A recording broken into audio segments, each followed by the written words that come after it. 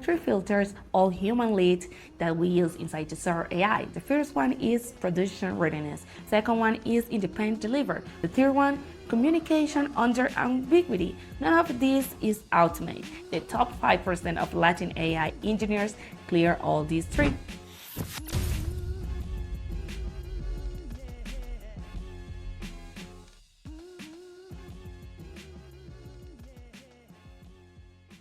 How do you actually vet AI engineers beyond keywords? There are three filters, all human leads, that we use inside Tesoro AI. The first one is production readiness. We review what a candidate has actually achieved, where it runs, and who uses it. The second one is independent delivery. We review how they operate on the past teams and whether they were making architectures and trade-off decisions, or just waiting for someone else to make them.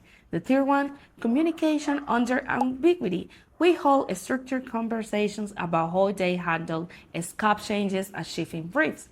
None of this is automated. The top 5% of Latin AI engineers clear all these three. What happens when a candidate clears your vetting but underperforms in the client interview? There are two things that could happen.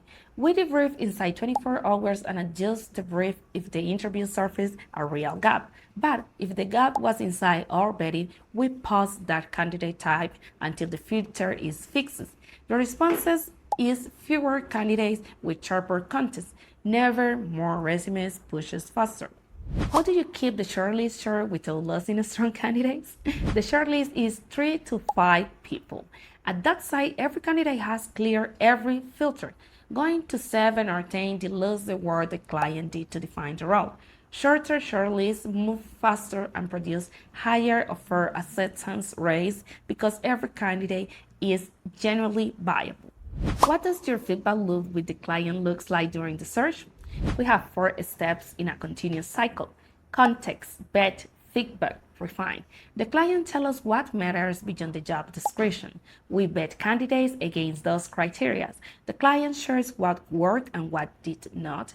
We adjust the filter in real time, and every cycle sharpens the next shortlist. What happens if the first hire does not work out? We have 2 answers. One is a contractual and lives in the engagement documents, so I'm not going to walk you through it here. But the second one is more useful. We run a structured post-mortem to identify which of the 3 filters fail and why. Then we adjust the process. The win the client cares about is the next hire holding, and that comes from fixing the filter. If one of these 5 questions is the one keeping you from working with a recruiter on your next AI hire, drop it in the comments. And if you want to see what this looks like for your team, the link in the description starts the conversation.